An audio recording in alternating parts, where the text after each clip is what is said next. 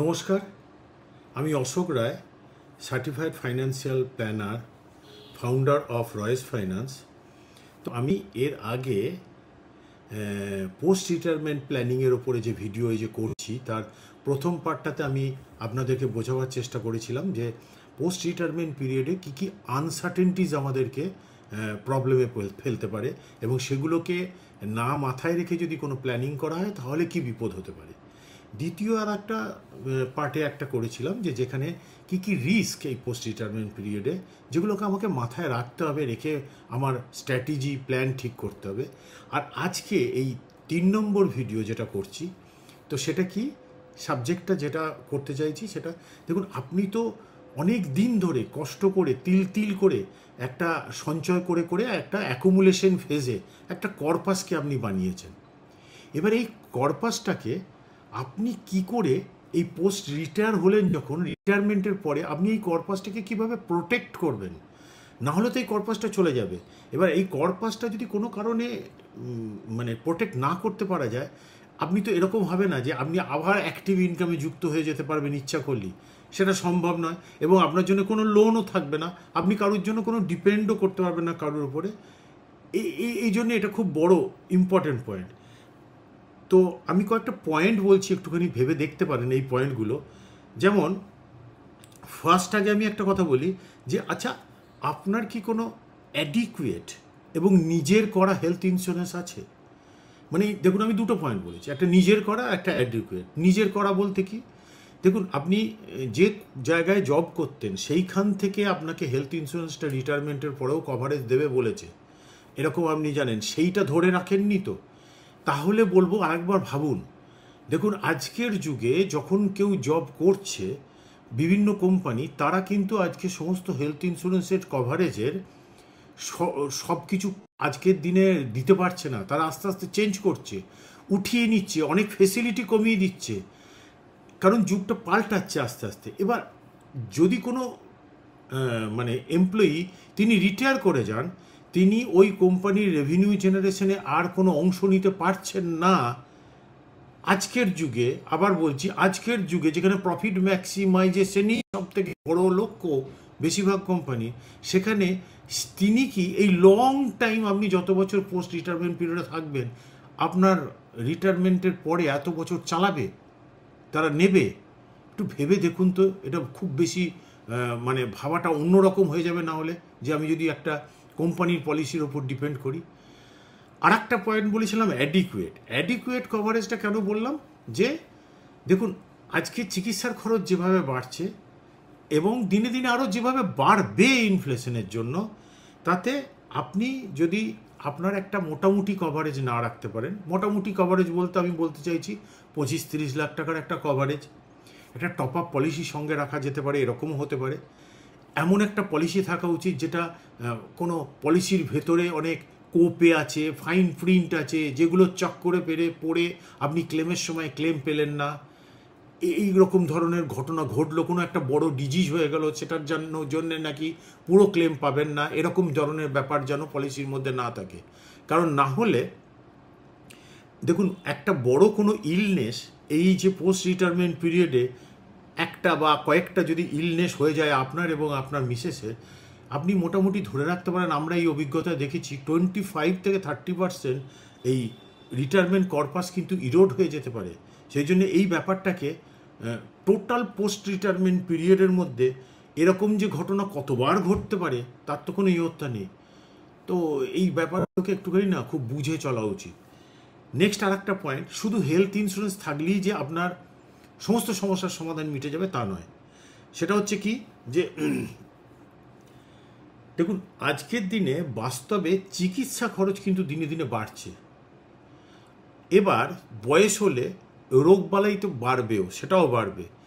যার ফলে কি হচ্ছে, হেলথ ইন্স্যুরেন্সের প্রিমিয়াম প্রত্যেক বছর আপনার বেশ কিছুটা, আপনি যা ভাবছেন তার থেকে বেশি বাড়ছে বা বাড়বে। এটাকে আপনার আমার কোনো কন্ট্রোল করার উপায় নেই। তাহলে আমাদেরকে কি করতে হবে, এই যখন আমি রিটায়ার করে গেছি, তাহলে আমার তো আর অ্যাক্টিভ ইনকাম নেই, তাহলে আমি এই প্রিমিয়ামটা দেবো কোত্থেকে? যখন প্রিমিয়ামটা বাড়ছে আবার সেটাও বা দেবো কোত্থেকে? আমি যে মাসে মাসে টাকাটা পাই সেটা তো আমার খরচের চালানোর জন্যে, তার মধ্যে আবার এত বড় একটা ধাক্কা যদি বছরে একবার করে এসে যায় তাহলে তো বিরাট ব্যাপার।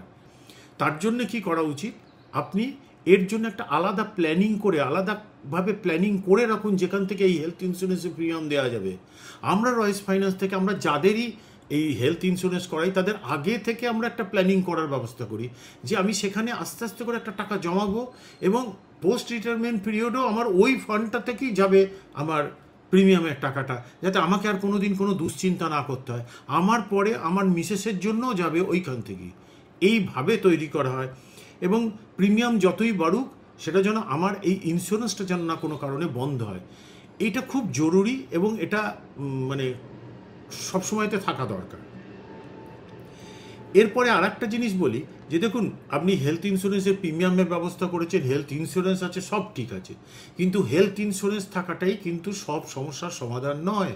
অনেক ক্ষেত্রে আপনার হয়তো কোনো একটা এমন ধরনের ডিজিজ হলো যেটাতে আপনাকে হসপিটালেই ভর্তি হতে হবে, কিন্তু আপনাকে যে ডাক্তার দেখেন তিনি বলেছেন যে অমুক জায়গায় ভর্তি করতে হবে, বা আপনার বয়স হয়েছে, হঠাৎ করে রাত বিরেতে এমন হয়েছে কাছাকাছি কোথাও ভর্তি করতে হচ্ছে, যেখানে নাকি আপনার যে কোম্পানির পলিসিটা করা আছে সেই পলিসিটা নেটওয়ার্ক হসপিটালের মধ্যে নেই।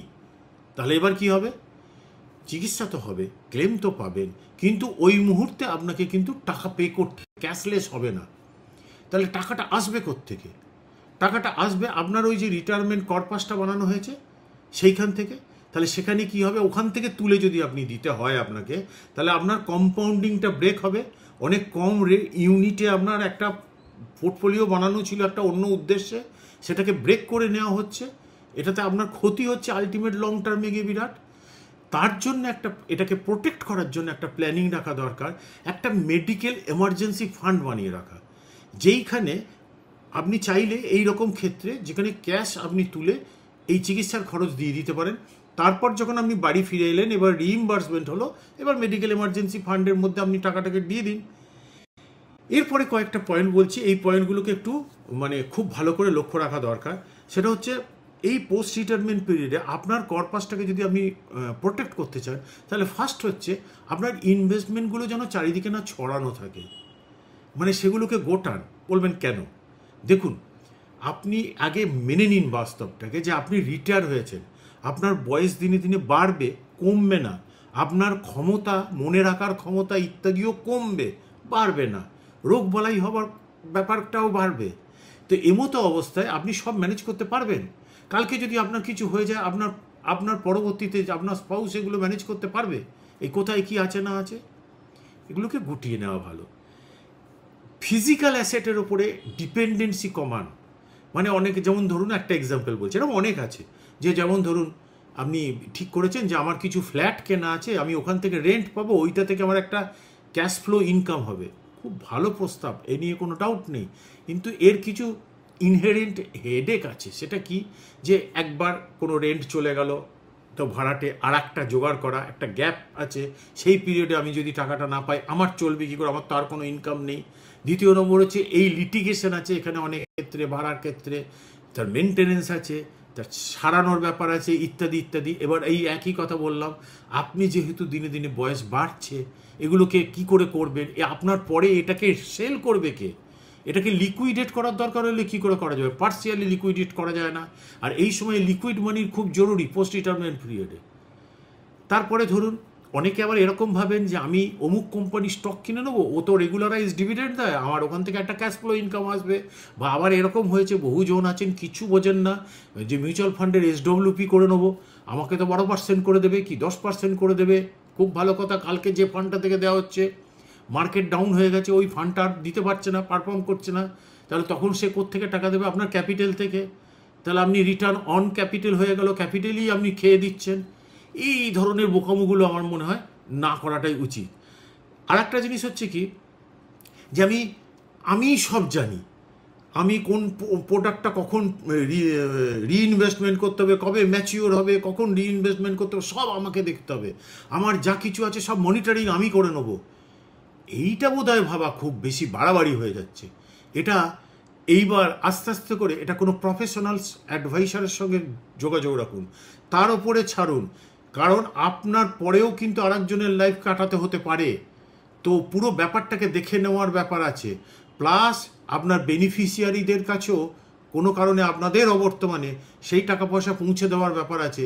ব্যাপারগুলোকে খুব হালকা চালে নেবেন না। নেক্সট আর একটা কথা বলি, যে আপনার যে রিটায়ারমেন্ট কর্পাস যেটা জমিয়েছেন না, কম বেশি যাই হোক, এইটা খুব বেশি কারুর কাছে ডিসক্লোজ করবেন না। দেখুন, করতে পারেন, কোনো অসুবিধে নেই। আমি যেটা প্র্যাকটিক্যালি দেখেছি সেটা শেয়ার করছি। আপনি আমার কথা মানতে পারেন, নাও মানতে পারেন। আপনি ধরুন আপনার খুব কাছের আপনার ছেলে মেয়েদের মধ্যেও আমি বলবো যে আপনার কর্পাসটাকে ডিসক্লোজ না করলেই ভালো। ডিসক্লোজ করে লাভ হবে না। কিন্তু কি করবে তারা? ধরুন আপনার ছেলেমেয়েরা তারা এনাফ ক্যাপেবল, তারা বিভিন্ন জায়গায় বিভিন্ন দেশে থাকছে বা বিভিন্ন প্রভিন্সে থাকছে, বা তারা ঠিক করেছে যে তারা হয়তো একটা ফ্ল্যাট কিনবে, কি একটা গাড়ি কিনবে, কিছু একটা হতে পারে। তো এবার তাদের কাছে আপনি বলে রেখেছেন আপনার কর্পাস আছে এই, এখান থেকে মাসে মাসে নিচ্ছেন ইত্যাদি ইত্যাদি, আমি আর কারুর ওপর ডিপেন্ড করি না, তোরা তোদেরটা বুঝে নে। এই কথাগুলো খুব একটা না বললেই ভালো হয়। আমি ডিপেন্ড করি বললেও ক্ষতি নেই। তো এবারে আপনি ধরুন ওরা মনে করলো যে বাবা তো এই টাকাটা রয়েছে, এটা তো পড়েই আছে, তো আমি যদি কিছু টাকা নিই 3-4-5 বছরের মধ্যে তো আমি দিয়ে দেবো।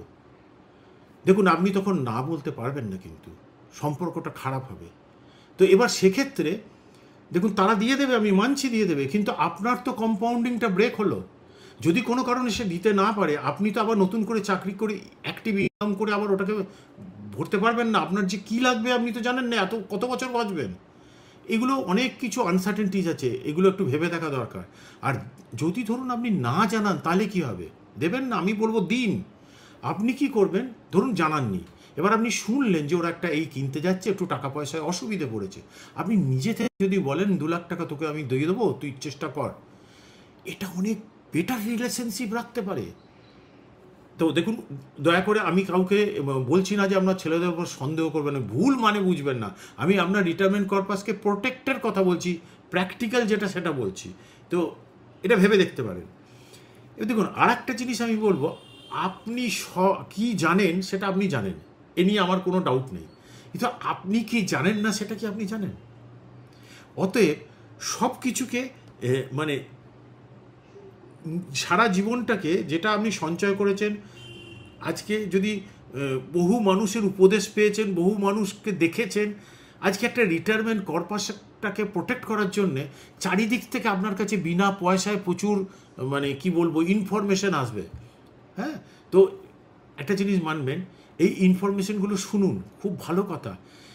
2-3টে জিনিস প্র্যাকটিক্যালি ভাববেন। আচ্ছা, যারা আমাকে এই সমস্ত কথাগুলো বলছে, সেটা ইউটিউব হতে পারে, ইনস্টাগ্রাম হতে পারে, কোনো কলিগ হতে পারে, কেউ ওয়েলথ ম্যানেজারের ছদ্মবেশে হতে পারে, এরা কি আমার দায়িত্ব নেবে যদি কোনো প্রবলেম হয়? যদি দেখেন যে হ্যাঁ, আরও 15 বছর 10 বছর ধরে অনেক লোকের দায়িত্ব নিচ্ছে, আলাদা কথা। আদারওয়াইজ একটু কোশ্চেন মার্ক দেওয়া উচিত বোধ হয়।